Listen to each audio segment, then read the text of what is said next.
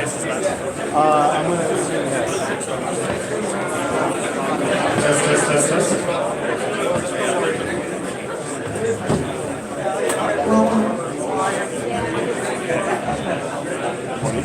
Hey, good morning. How are you doing?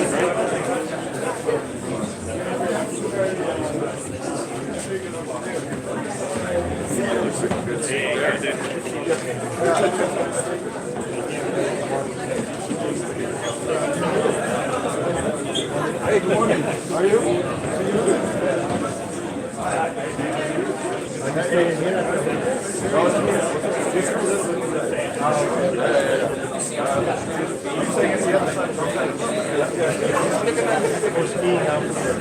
No, I'm not skiing.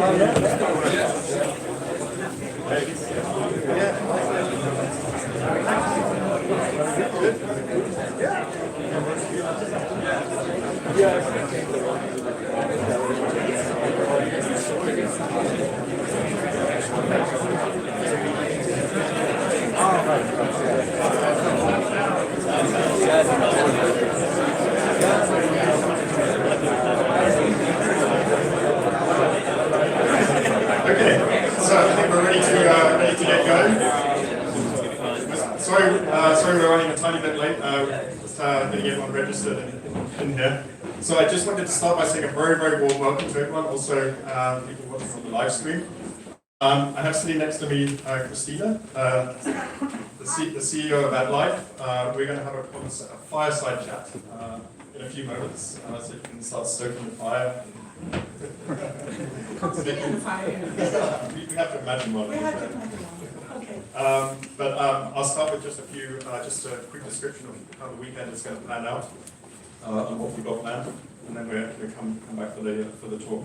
So, as I just mentioned, we're going to start with a fireside chat with AddLife. So, the name of the fund is Business Owner. For me, it's always been super important that my investors view themselves not just as being invested in the fund, but invested in companies which are in the fund. So, every year I've tried to bring one of the CEOs of our companies along. Last year we had Mr. Grenker. Before that we had the CFO of the Swedish company here in Engelberg. And it's a great pleasure that you're here this year. So we then have a short break, and then from 10 until 12 o'clock we're going to have a Q&A. So everyone can feel free to ask me whatever they want to know about the companies in the fund, or how I invest, or whatever else is on your mind. My only request is, so tomorrow there's a separate session for talking about how I got started and managing a fund, and those types of topics. So save those questions for tomorrow, and for today we just have the kind of the company and the fund stuff. And then at 12 o'clock, we're going to stop here, and I encourage everyone to get out into the mountains. It's a beautiful day, sunshine, lots of snow, and there's lots to do here. So there's obviously some people who are going to ski, but I know there's a lot of non-skiers here, and there's activities for those as well. So if you want to ski, if you're super enthusiastic skier, want to get up there, want to go fast, Nate is our resident powder hound. As soon as the clock chimes midday, he's going to be out there up the slope. So Nate, if you don't mind quickly standing up. So he's your man if you're a powder hound. If your idea of skiing is more kind of relax, maybe stop for a coffee, have a Wagyu burger, then your man is Norman Rentrop. Norman here. So if you're more of a kind of a relaxed skier, that's who I would recommend going. Orient yourself afterwards. For the non-skiers, Joel, if you don't mind briefly standing up. Joel had a great idea. Joel is an enthusiastic snowshoe walker, or is becoming an enthusiastic snowshoe walker. So if you want to go for a walk or up in the mountains, he's your man afterwards. And if you just want to kind of discover the mountain, maybe go sledging, this kind of stuff, then my recommendation would be to look for my sister, Alex. Is Alex here, or is she still getting stuff organized? I can hear some running. Hi. So she'll be going up the mountain afterwards as well, so you can orientate yourself to her. So that's in terms of the afternoon, and then at 6 o'clock we're going to meet here for dinner. Everybody's welcome, including any partners, children, friends that you have with you. The dinner will also be here in the same room. We're going to start outside at the snow bar, so come with coats and gloves, because it's going to be very cold. And we're going to have some blue wine outside as a kind of aperitif, and then come inside for the dinner. Then that's the Saturday finished, and then we're going to meet back here at 9 o'clock tomorrow and do it all again, except for the focus of tomorrow will be for the emerging managers. We're going to start with a fireside chat with Norman Rentrop, who you just saw. Norman was the person who gave me my start. I wouldn't be standing here if he hadn't sponsored me to start the Business Owner Fund. So a lot of you have heard my story from my perspective before, and I'm super excited you can meet him and hear his story as well. Then after that, I'm going to do a fireside chat with Dan Abrahams. Dan, do you want to quickly stand up? So the last 2 years, I've told my story about how I got started. I figured it might start to sound like a broken record if you just hear about me. So I thought it'd be interesting for you guys to hear also about other managers, how they got started. And Dan's a little bit more of a recent manager, probably started, I guess, about 5 years ago, maybe a little bit less. And so we're going to do a talk with him. And then at 11 o'clock tomorrow, we're going to do a panel discussion. There'll be 3 members on the panel who I'll introduce tomorrow. And you can ask them any questions you want about getting started as a farm manager. These are the people who provide capital to young emerging managers, so you can hear directly from the horse's mouth what type of qualities and things they look for. And then tomorrow's session will finish at midday, and then we're done with the official part, and you're free to head off up to the mountains or head off home, whatever you've got planned. So that's the schedule. And now we come to the talk with Kristina about AddLife. So, Kristina, thank you for being here. Thank you very much for inviting me. I think it's a great opportunity to come to Engelberg. It's a nice place, and I really appreciate your warm welcome. Yeah.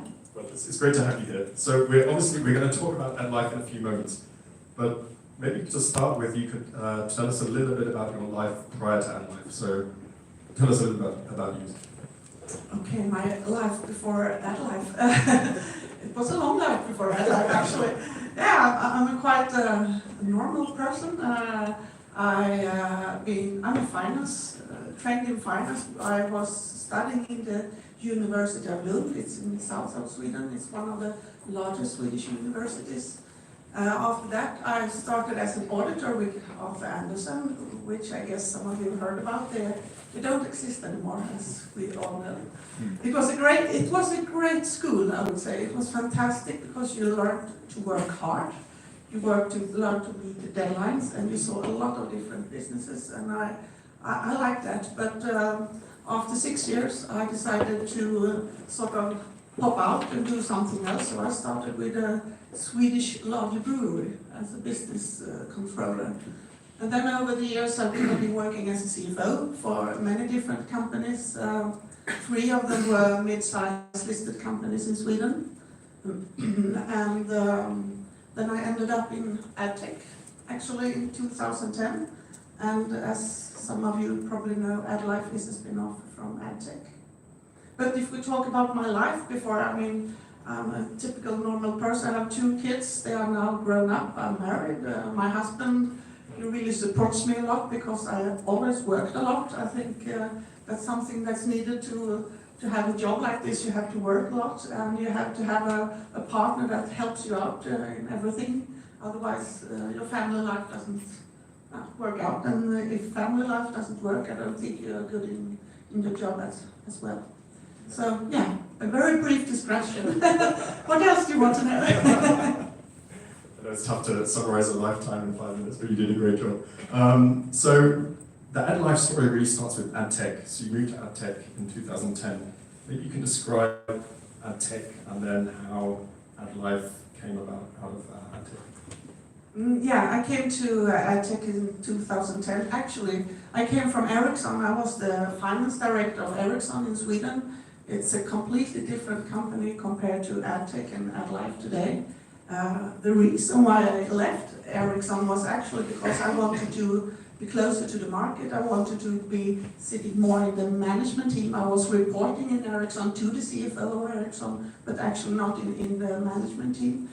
So I came to AddTech, and what made me say yes to that job was actually when I was in the interview phase, I got a book. I think you have read the book as well. Yeah. Yes.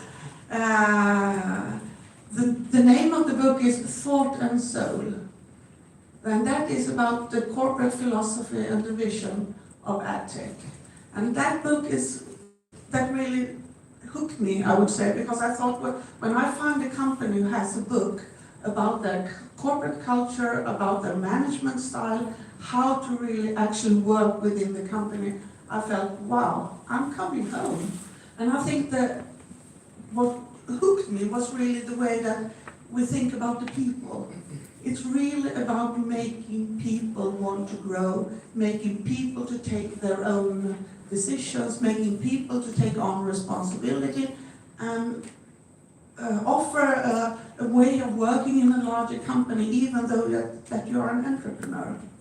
So I think that's really where we are today, trying to find small-scale business, large-scale-wise. That's really one of our missions in life. Maybe for the benefit of people who don't know AddTech, you could briefly describe what AddTech does, and maybe a little bit about the history of the company as well, because I know it has a very long history going back a long way.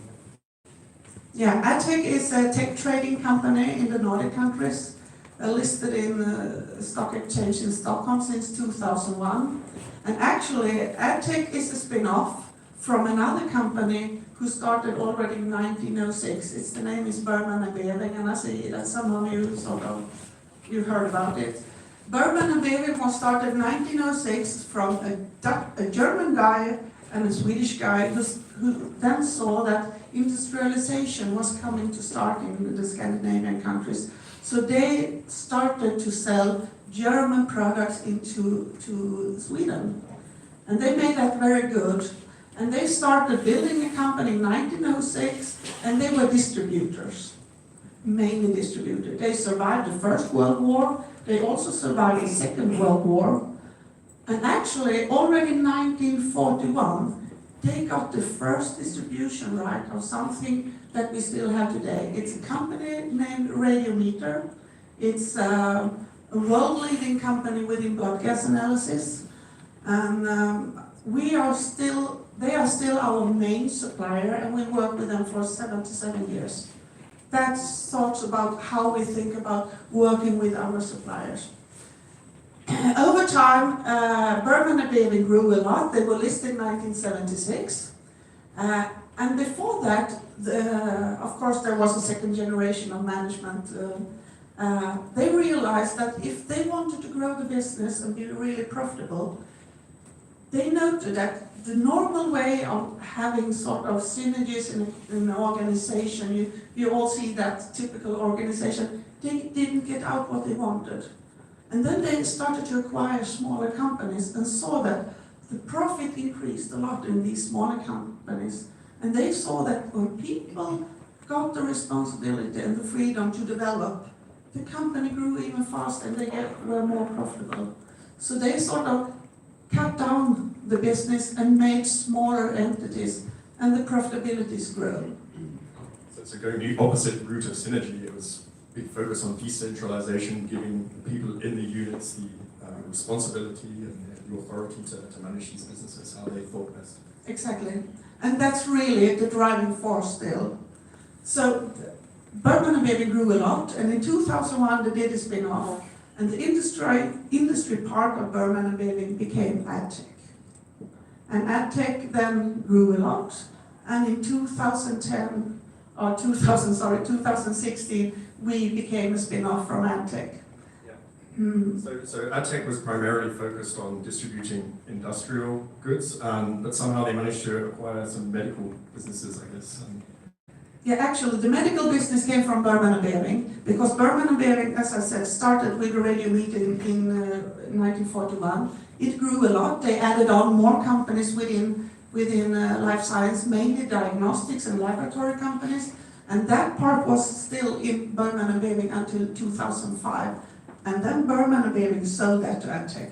So AddLife today was actually a business unit within AddTech. The difficulty as being a life science part of AddTech was that we really had so different markets. We did the business in a very different way. But what kept us together was the way that we had the entrepreneurial acumen, we had the decentralized ways of doing business, but we really didn't actually always understand the difference from working B2B, which is the normal way you do in a business when you talk about industry, but we were selling products to public, because 99% of life science or healthcare in the Nordics are public.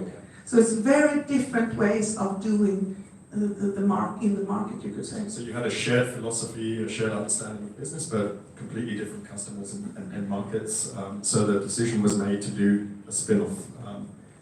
And you decided to move from being CFO of AddTech to CEO of AddLife. So how did you find that transition? What were the big differences, if any, from that? That was quite interesting, actually. I was the CFO at AddTech, and I really enjoyed my life and my work, and I liked that company a lot. And then suddenly our two main shareholders one day asked me to come to a meeting and said, "We want you to take on as a CEO." And I said, "Wow, I have never worked as a CEO. I'm not in a listed company." But they said, "But you know, Kristina, you have the right thoughts. You have the right valuation, how you think you should work in a company, and you really know our corporate culture. That's the most important. And you know how we should be profitable." "Yes, I know," I said. So, since I have a very supporting husband, I said, why don't we do this? Because that's us doing a thing. You have to have somebody supporting us. So, I said, yes, I will try it. What's the one thing that could happen? Yeah. And I never forget. I mean, that was one of the best yes I said in my life, I think. I really enjoyed this a lot, being a CEO of this company. And of course, it's a big difference. Even though as a CFO, you meet a lot of investors, you're close to the market. I was part in the management team. I was sitting in the board as a secretary. So I was very used to working close to the market, close to investors, all of that part. But still, it's a little bit different to be a CEO, because it's up to you. You don't have anybody else. It's up to you to make sure you organize your team, that you have the right people, and that you develop the philosophy of the company as the shareholders want, as we think is the best way of conducting it. Yeah, it sounds like you're enjoying it. So that's, it's fantastic work. So maybe you can say a few words about AddLife. So what exactly does AddLife do? And perhaps more importantly, how does it add value for its customers? Yeah, as I said, AddLife is something to add to life. We work within life science. We have two business areas. We have one area we call MedTech, and that's about medical devices, equipment, commodities that you all see if you go to a hospital, actually. And in that part, we also have a lot of products for the home care, which is a lot of aids for taking care of people, elderly people who have to stay at home. Because we see the trend is that people are staying at home, have to stay at home, because we don't have any beds in the institutions, actually. And then we have the lab tech business, and the lab tech business, that's about diagnostics, taking tests of people who comes to a hospital, for example.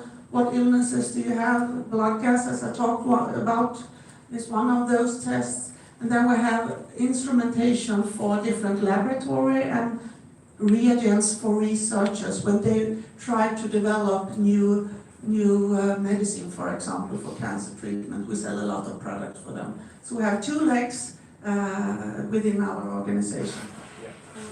And on the diagnostic side, it's important to say a big part of it is not so much the equipment, but the consumables.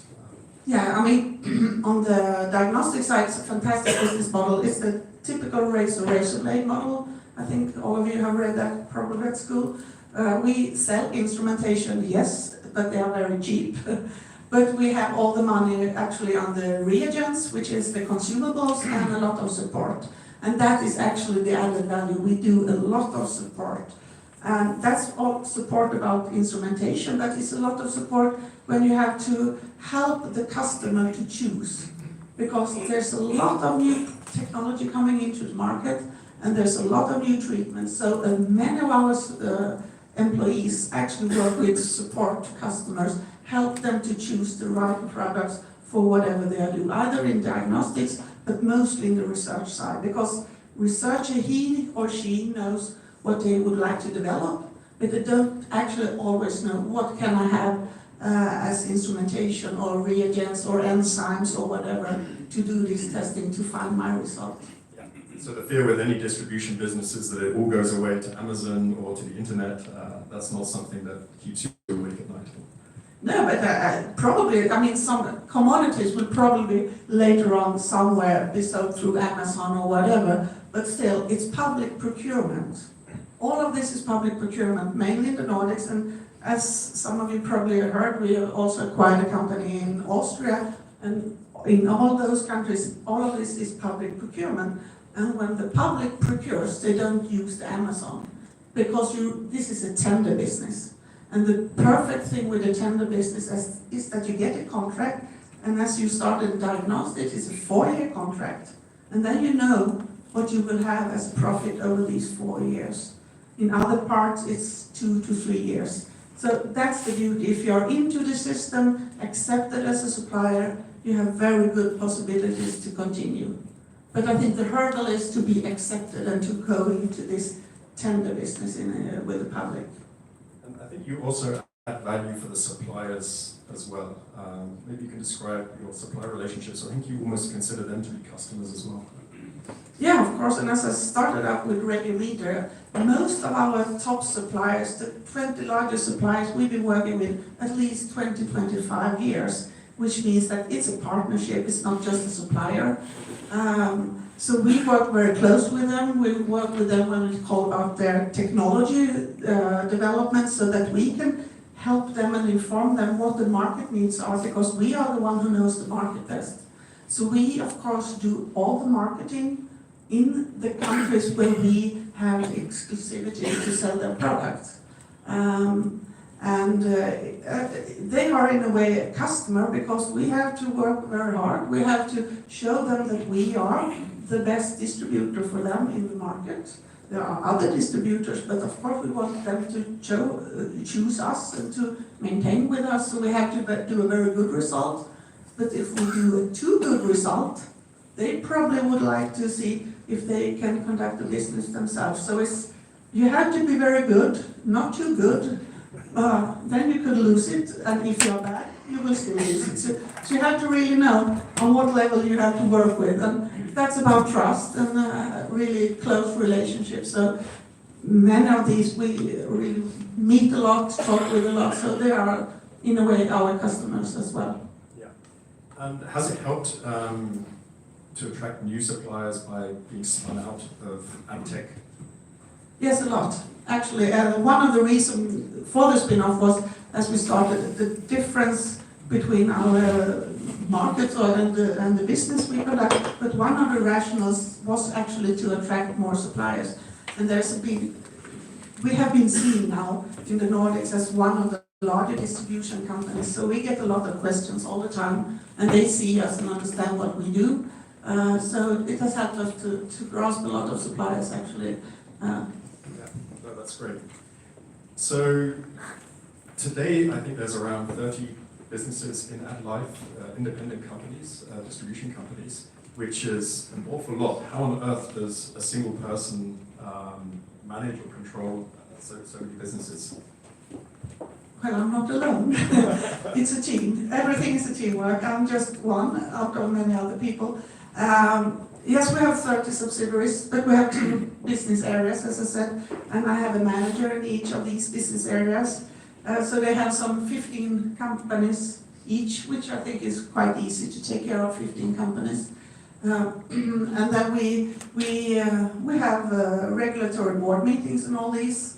But I would say, even though we have sort of formal board meetings, we have chats, discussions every week with every company. And I'm involved in 5, 6, 7 of those companies, the larger ones. And also those ones perhaps that don't deliver whatever I think they should, then I'll also take part in that board. So, and I mean, as you said, how can we have so many companies? Well, then back to our model. It's about the decentralized model. Our MDs, they are responsible for their business themselves. They have a lot of own, they have to take the responsibility, I would say. They don't get it. They have to earn it. They have to show that they drive the business in the way that we I think they should do, and deliver the results that we foresee that they are possible to deliver as well.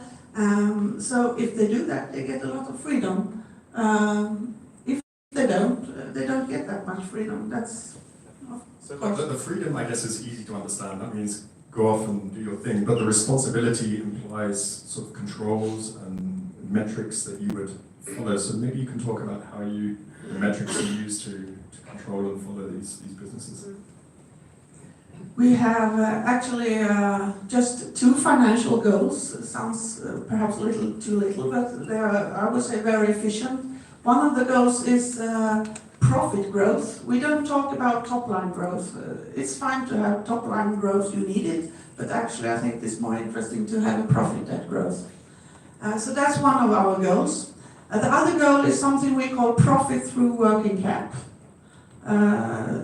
Actually, all of you understand that's about getting cash flow out of the business, because cash flow is needed just to continue the investments.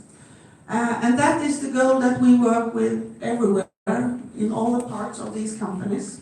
So we measure profit through working capital in each and every company, in each part of the company, for every supplier. We have a specific analysis tool that we work with so that everybody can see, is it profitable to continue with this distributor or not? Shall we continue, or this supplier, the supplier or this big customer? So we evaluate all the time if it's needed. If it's not profitable, then we do something we call tail cutting. I prefer to have less revenue but better profits. Then we take them out, because that's the only way to, over time, make sure that you continue to deliver. And this profit through working capital perhaps sounds easy, but I don't know. I know that you've been going through this. Actually, it's about working with 6 parameters in a company, and since we are a company just buying and selling products more or less, we don't do that much own manufacturing. It's easier to look at the profit side. The profit is 3 things. It's sales, gross margin, and costs. That's the only thing you can do something with. Either you grow the profit, or you grow the margin, or both, hopefully, and then you decrease the cost, then you increase profit. That's as simple as that. That's what we talk about, and we talk with every employee in all of the companies. The guy in the stock department, the woman in the finance department, or the woman who is doing the sales or whatever. So everybody has to understand that. And then what is working capital? Well, we have done a very simplified solution. We talk about inventory. That's the most important thing we have as a sales company, of course, to decrease stock as much as possible, because stock gets you have too much money locked in your company. Accounts receivable and accounts payable. Simple as that. And each and every person in a company can do something on all these 6 parameters. So that's what we really train our people in and work with. These 2 goals, profit growth and profit through working capital, is the financial goals that we have had since the late 70s from Berman and Bering, and they work absolutely fine when you're a trading company. Yeah, that's what I love about your model, is how you have these very simple metrics which everyone knows and everyone understands, that you can drill down into as much complexity and detail as you want so you go from simple to complex. And I know benchmarking also plays an important role, where across these metrics you compare the 30 different companies with each other. Is your philosophy like GE and Jack Welch years ago, that the bottom 20% they get fired, and the top 20% get a big bonus and the rest get to suffer, or do you have a different philosophy? I'm not sure we are that hard in the Scandinavian countries. No, actually, we do the benchmark, as you said, every month. We send it out to all our MDs. Benchmarking is a fantastic way of getting competition between the companies. So who wants to be in the bottom of the list? Nobody. And everybody knows what the goals are. So if you are one of the 5 in the bottom and you do whatever you can to get up. We don't fire them, no we don't, but we do extraordinary work together with them to get them going up. But all the time it will be a few ones in the bottom. But as you said, the ones who are in the top, yes, they get the prize award. And every year we have an MD meeting where which I think it's not typical Scandinavian, it's more US style. They get awards, they go up to up in front of everybody, they get a big, nice award and a bottle of champagne and applause. And of course they get a good bonus because that's in the system. If they fulfill all the goals, they get a good bonus, yes. Wonderful. So there's 2 ways that AddLife creates value. The one which you just described is the active management of the existing business units. But acquisitions also play a big role in the value creation that you can talk about that a little bit. Yeah, as I said, profit growth is our main target, and our target is to have 15% growth a year. And to grow the profit 15% a year organically is, I wouldn't say impossible, but it's very tough. So what we have seen over years, what would you think is a realistic organic profit growth? We have done 7 historically until now, which means one year could be 15, next year 3. So it's different between different years, but over time we will do some 7, I think. Okay, so that leaves 8 to get to the 15%. So Yeah. where does that come from? That's the acquisition. you got the question directly. Yeah, so we do acquisitions to go to our 15% target. We work a lot to find companies to acquire, of course. It's like doing sales work in a way. We have a prospect list. We scout the market a lot to see what companies do we want to put into our portfolio. And we go out, drink a lot of coffee, as we say. We meet a lot of MDs. I think it's fair to say coffee is your secret sauce. Coffee is our secret sauce, yeah. Then we go out to have meetings, chats around, search for companies. And of course a lot of advisors come to us and say, oh, I have this nice company, are you interested? So sometimes we get a lot of companies that way. So we work through from a prospect list to a suspect list and decide what companies do we want to get on board the coming year. And then we target them, work hard to get them in. And for us, it's very good that this project takes a lot of time actually, because what we would like to make sure is that when these companies come on board, they like our corporate philosophy, because we would like them to feel comfortable to work within our company, and we want the management to stay. That's very important for us. So I prefer to have sort of long projects, could take 7 months or 4 years or whatever, because then you get acquainted with MD and his management team, and they see if they like to work with you, and we like to work with them, because it's always, I would say, it's more important to have the right people. Figures sometimes you can always work harder with, but if you don't have the right people with the right mindset, it's very difficult. Yeah. And would you face competition from the big private equity companies to acquire these businesses, or? Not that often. Sometimes, of course, we do when there are some larger companies that we are looking on. But I would say if we're looking mostly with privately held companies, and normally they like the model that they come into. And most of them sell when there's sort of a generation shift. They know that they started this company, had it for some 20, 25 years.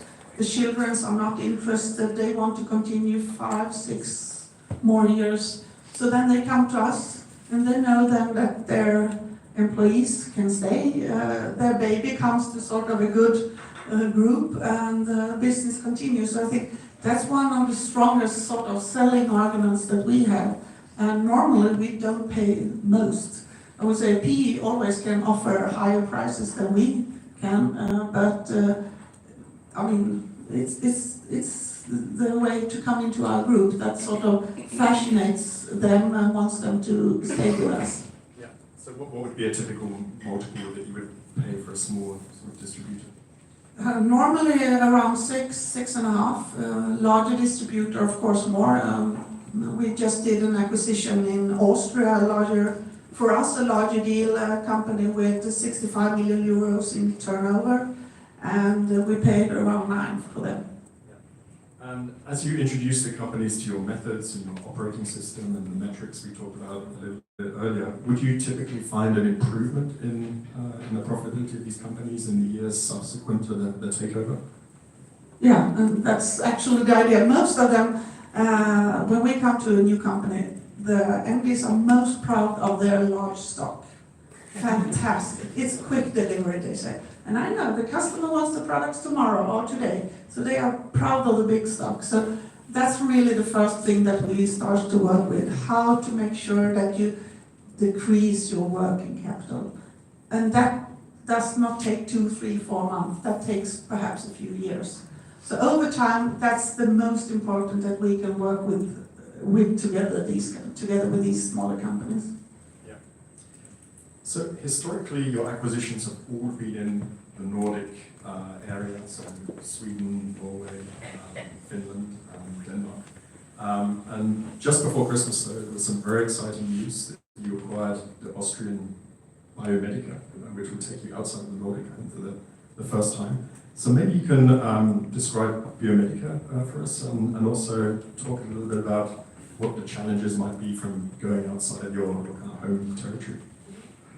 Yeah, actually it was in September 2017 our board decided that we should see if we could go more international, because when we are looking into Europe, we see that there are a lot of companies who are quite similar to us, and we understand the business. So we were scouting around, if you could say, see what companies are there.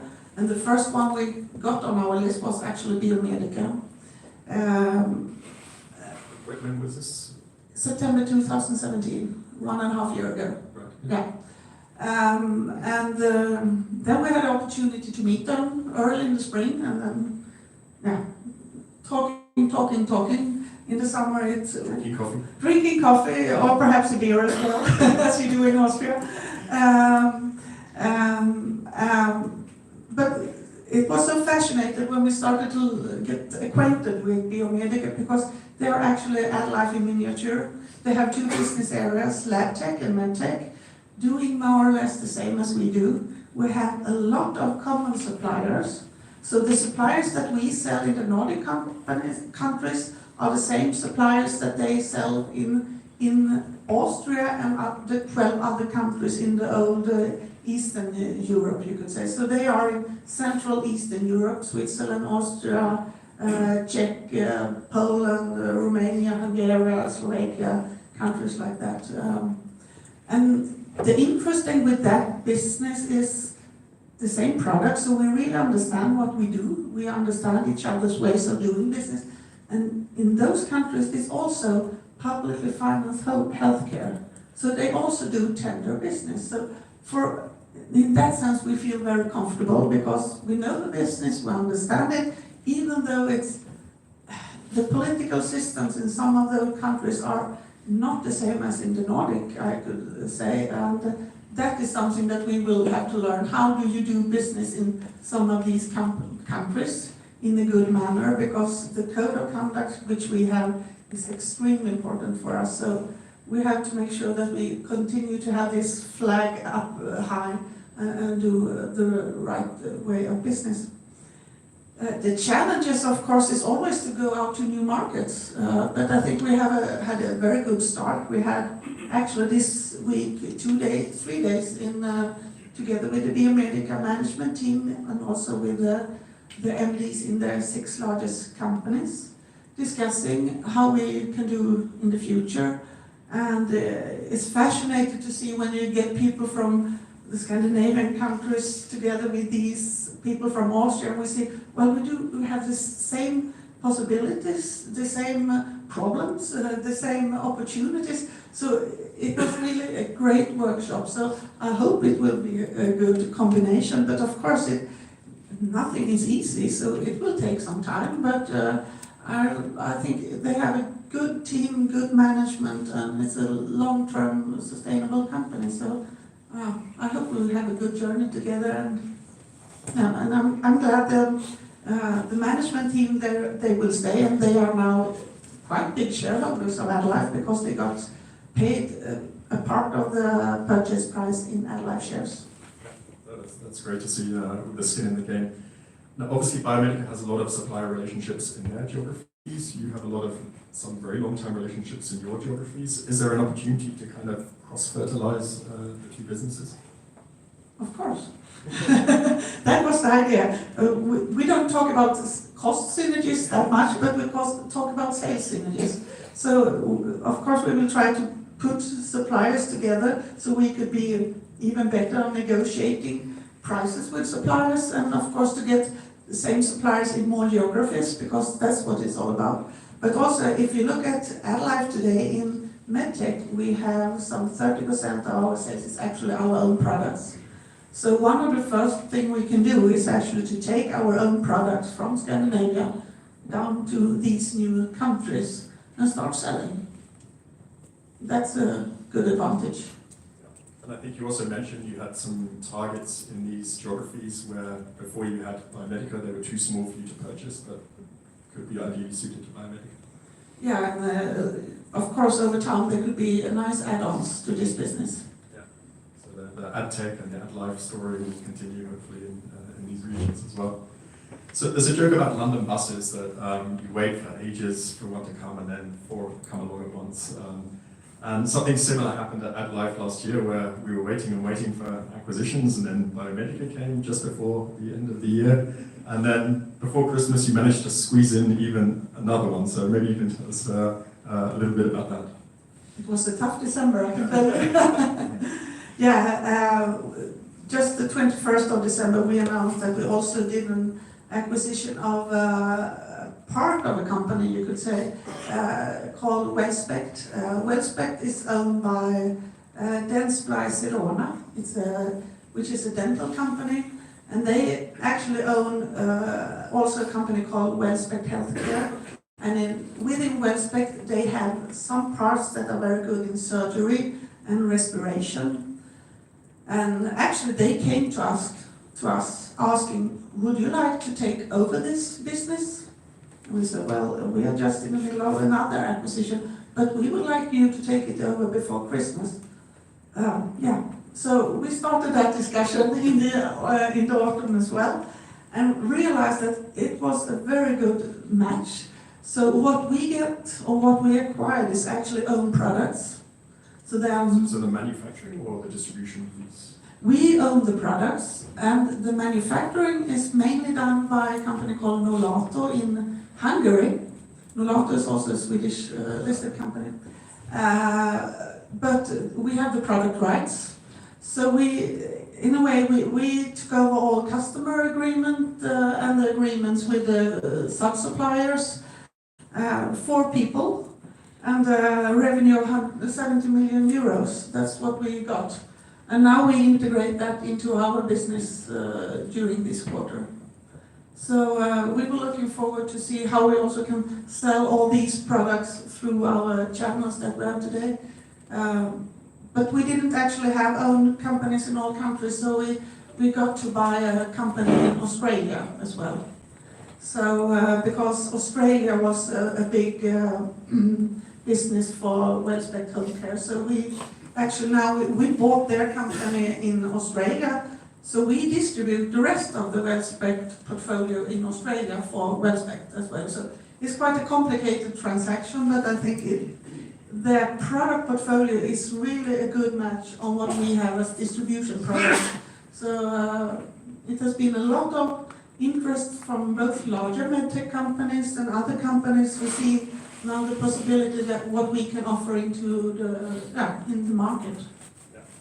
It sounds like you're going to do a little bit better than your 15% planned growth for 2019. I hope so. Otherwise, something very weird will happen. I don't give any predictions, you know that. Quite rightly so, yeah. So 2 quite large acquisitions at the end of last year. Are we done for the time being, or is London buses tend to come in 4? None come for a long time, and then 4 come at once. So we've had 2 so far. Is the analogy going to keep? I mean, right now, as you know, we're doing a rights issue as well, because we see a lot of possibilities in the market. We have, since we were listed in 2016, we have done some 10, 11 acquisitions, adding quite a lot of money. So we will continue the way we have done. Therefore, we do a new rights issue to continue do larger or smaller acquisitions. We see possibilities, and I think the shareholder wants us to grow in the same phase and deliver good profits. So therefore, we see a lot of possibilities for the future. But as you know, the London bus could come either in February or in September. Who knows? They normally do come. So. They do come, but when? So we have a few minutes left. Should we take a few questions from the investors here? What do you think? Yes, please. Okay. Who'd like to ask a question? I see a hand shooting up there.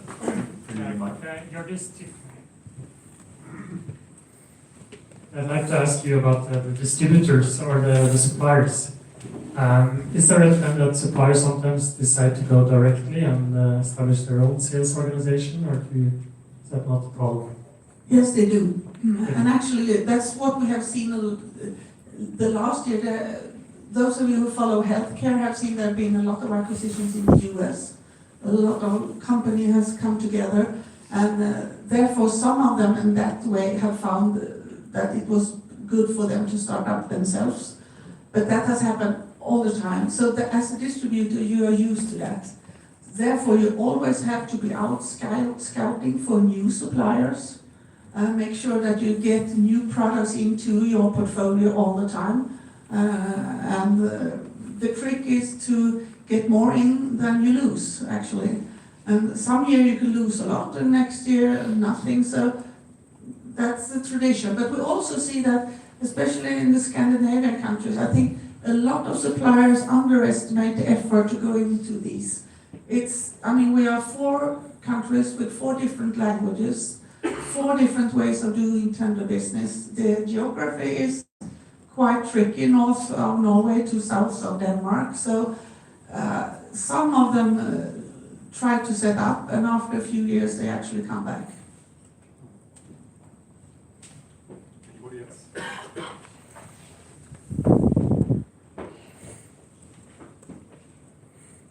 Hi, thanks. You've mentioned about how acquisitions are very crucial to your profit growth going forward, and it also sounds as though you're reactive on the acquisitions. Is there any way that you see potential for any data metrics out there that you see potential to be more proactive with regard to acquisitions, to keep a monitor of a whole network of companies that may be likely to acquisitions going forward?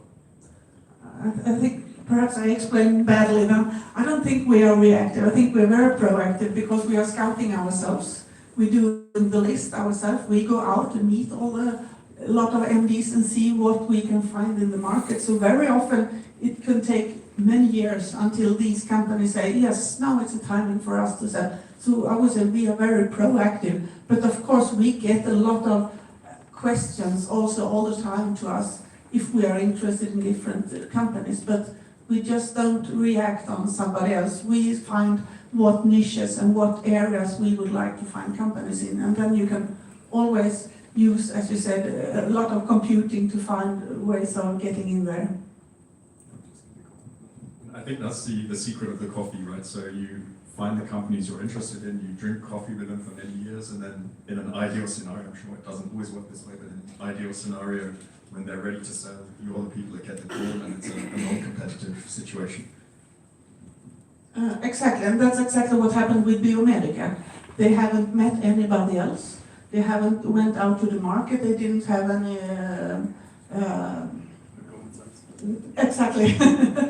Nobody trying to find another buyer. So they came actually to us after a lot of coffee drinking and some beer as well in Austria. They saw that this was a perfect match. So then we were offered to do the acquisition. And if you are the sole acquirer, well, it's a bit easier than you have a lot of bidding around.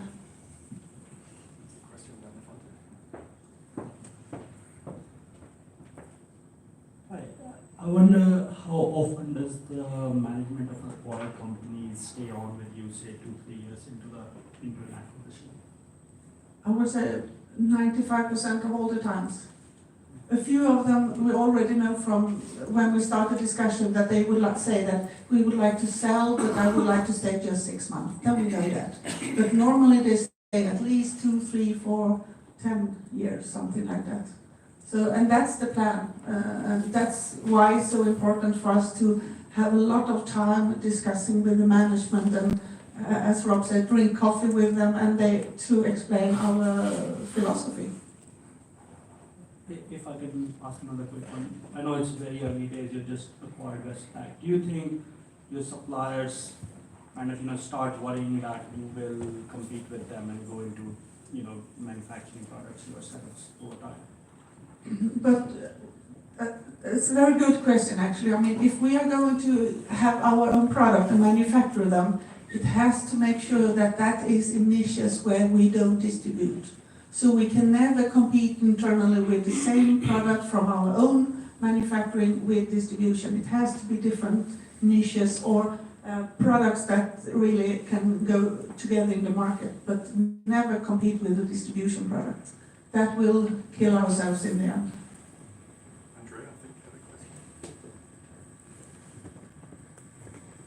You mentioned inventory optimization after you go into a new acquisition. This potentially could translate into longer delivery times to end customers and maybe also lower orders to your suppliers as you work through inventory. How do you ensure that this doesn't happen or is counterbalanced by other positives that make it a win-win for all your ecosystem? Another good question. It's tricky, but when I talk about, making sure we have less working cap, it's about working with process efficiency. It's not just sort of ending up buying products to the stock. You have to start to work, make sure that the company has better processes internally, so they know that they buy exactly what is going to be sold as soon as possible. I think when I was in university, I really read things about this as well, but it's not so easy as it said. But I think try to be smart and realize you just optimize your purchase into stock as late as possible to be able to deliver as soon as possible. That's really where the key is. Therefore, it takes some time to do these changes because you have to make sure that people would like to work in new processes. Maybe one last question, Alex. Is it ever tempting to try and find synergies across the group, which would, by the sides of things, potentially have detrimental effects on the culture, but you can see some financial benefits? How do you avoid that? I would say in many ways we're really positive to do synergies if the MDs themselves are the ones who say, oh, this is what we would like to do together, because that's very good of optimizing the cost structure. So therefore we work a lot with our MDs to build networks where they can cooperate and find ideas. How could they work smart together? And sometimes that could be in the finance department, for example. They find that for them it's good to have combination with finance managers. And we say, that's okay with you, but it will not come from us that we pinpoint that. But of course we say, if you think it's a smart idea and good for your business, we will support that one. Wonderful, thank you. So Kristina's going to be here the whole weekend. I think you're skiing this afternoon. Are you more in the powder hound Nate group or the kind of laid back Norman group, would you say? I think today, at least, I'm a bit more laid back. I was skiing yesterday, and it's 5 years ago since I was standing on skis, so my leg hurts today. And you know, in my head, I was better than I actually were. So today, it's more laid off day. I would just calibrate your comments. So in my experience, when you ask an English person if they ski well, they say they're amazing, and frankly, they look like a beginner. And when you ask a Swedish person if they ski well, they say they're a beginner and they look like a world champion. So I'll be testing my theory on We you. can go out this afternoon, you and I. Yeah, so thank you so much for the talk. We really enjoyed it.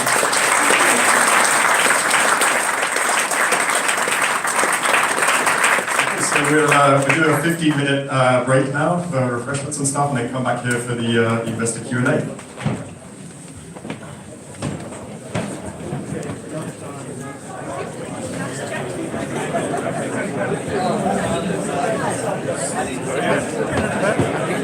Thank you very much. That's fine.